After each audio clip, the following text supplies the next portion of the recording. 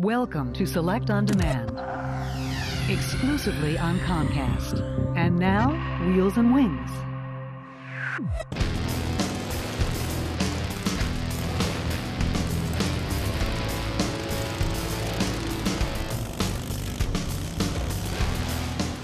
You pull up on one of these things, people are going to look, people are going to see what you got and check it out. It's kind of like everywhere you go, you're going to a bike show or a car show. It is handcrafted, it is a work of art, and it's kind of hard to just pull into a gas station, fuel up, and leave without people coming up to you and asking you questions about the bike. So a 5-minute pit stop turns into a 15-minute conversation with someone, you know. Now this conversation piece, a slick dark blue Pro Street, is a pretty edgy little bike. But that's all right, because rider Tony Perretta is used to living on the edge.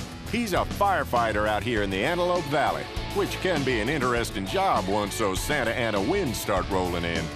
But if he's on call and needs to get to the station, no problem. The RevTech 110 engine with the high-tech open primary will get him down these desert roads in a hurry. First time I sat on this bike, you can tell how much power this bike can put out. And have to be careful with these kind of bikes. You don't want to lay them down.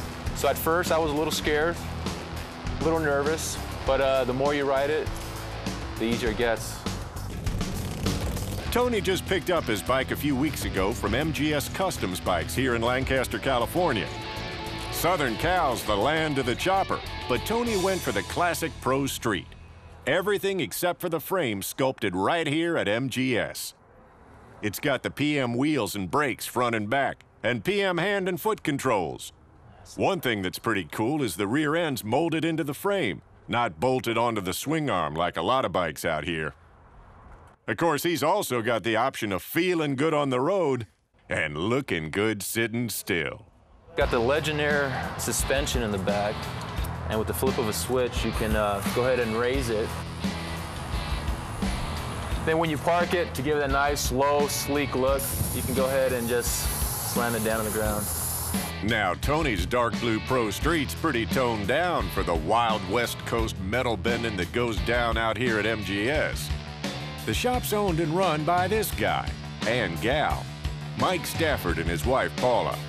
Now, Mike hadn't always been in the business. Until about 6 years ago, he actually worked as a maintenance technician for a pharmaceutical company. But then he met Paula. At the time, she had a bike and he didn't. Something had to be done about that. I was riding around in a car carrying coats and purses, so I had no choice. I had to build a bike if I wanted to ride with them. So it took me about 6 months to build a bike, and then I didn't have to carry the coats and the purses anymore. I could ride along with them. And it must have worked, because before long, they were married. Of course, when they had a baby daughter, Paula decided to hang up the helmet. So they sold their bikes, and Mike used the cash to buy tools and build a bike. His first bike was such a hit, he built another, and another, and another. When we were trying to determine what we were going to name the shop, everybody was Death Chopper this and Chopper that, and we just said, forget it, let's just use my initials. I didn't want to be, you know, all that Death Chopper.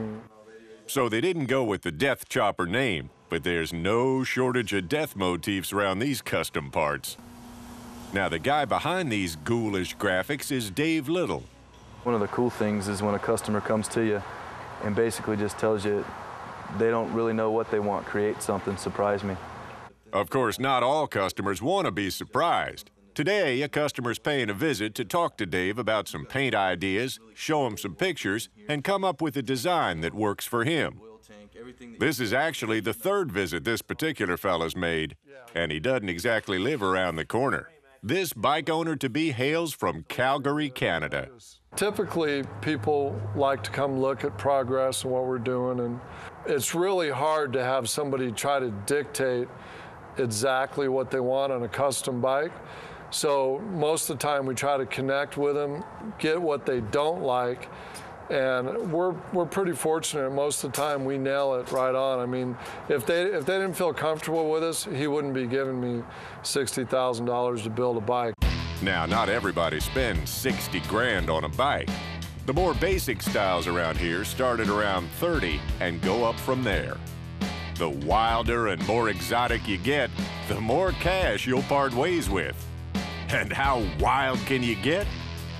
Well, Mike decided to push the envelope with this monster. After 6 months of fabrication and 100 hours of paint, the Dragon Slayer took to the road with an exotic look to fit the name. The whole theme of this bike, we wanted it to look like a dragon. And if you notice, there's a sword that we fabricated all out of metal on the top of the gas tank. And if you look at the front of it, these are the eyes of the dragon right here. And we did the sheet metal to kind of resemble the head of the dragon. These are the teeth, the mouth coming over the triple trees, and the ears of the dragon coming down this way. And if you look down here, it's the thigh of the dragon, goes into the feet of the dragon right here. And then you come up here and here's the tail of the dragon. The handlebars were fabricated in-house. The brake lines are hidden inside the front end, giving it a nice, clean look. The other thing that's really unique about this bike, the oil tank is in between the gas tank. And the reason why we did that, if you notice, the seat height is so low, there was no room for the oil tank here. So we put it up underneath the gas tank, and it's the only place we could put it. Now the engine's an H&L 131 with a 4-inch open belt drive from Hi-Tech. Now the unfamiliar probably haven't noticed, but one of the things that makes Dragon Slayer so extreme is the single-sided swing arm. If you look at it, the swing arm, there's nothing on this side. The wheel's already all open. There's no swing arm, it's only on one side. And Greg at Ego Trip had to make the wheel because the swing arm's actually got a 5-lug Chevy pattern on it. So he had to make the wheel one-off out of a solid block of aluminum. And that's one big block of aluminum, which all means that the Dragon Slayer could run you well into 6 figures, if it were for sale. It's the centerpiece of the MGS collection. It's a show bike, a real attention-getter for the business.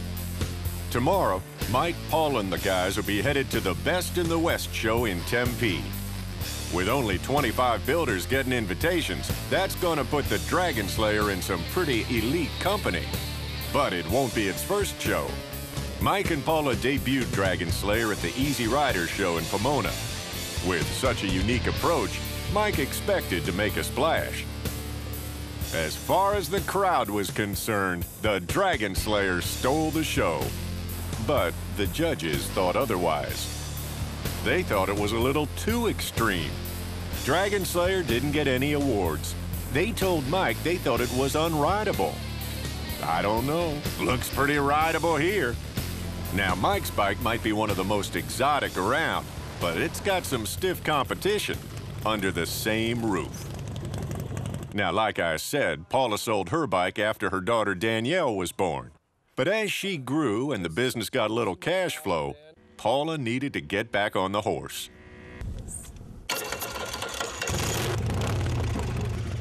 So how low can you go? Check out the teaser, a new chariot for the queen of MGS Customs. It's long, low, and downright cool. Of course, the trade-off is it's not exactly going to corner like a vet, but it can get up and go like one, thanks to its H&L 145 horse engine with the 6-speed. Mike and the guys at MGS did all the sheet metal fab, tanks exhaust, and all the cool fenders and trim. It's got the big 10.5-inch wheel in the back with a fat 300 tire. A bike like this would run you about 80 grand, but Paula's not selling.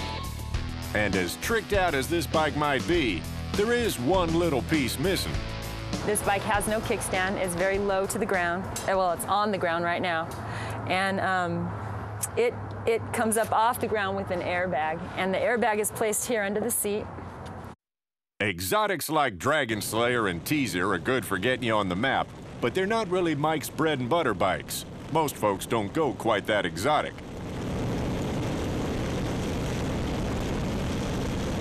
Hand sculpting a bike can take up to 6 months, but the average will be about 3 or 4. Just fabricating things like the gas tank is more complicated than you might have thought. This gas tank is made out of 5 pieces. The 2 sides the top and the tunnel and the bottom pieces. Right now, they're backed up 12 bikes, some pro streets and some choppers. And lately, Mike's got a few more toys around the shop to help in the business of bending metal. I'm going to show you right now what our new planishing hammer does, and this is kind of the extreme situation, but I'm going to put a bunch of dents in this piece of metal, and I'll show you what our new... Now, just because Mike's got that new planishing hammer, I wouldn't suggest whacking his Dragon Slayer with a ball-peen hammer. And you see how dented that is? And we're going to go over here and I'll show you what our new machine does here.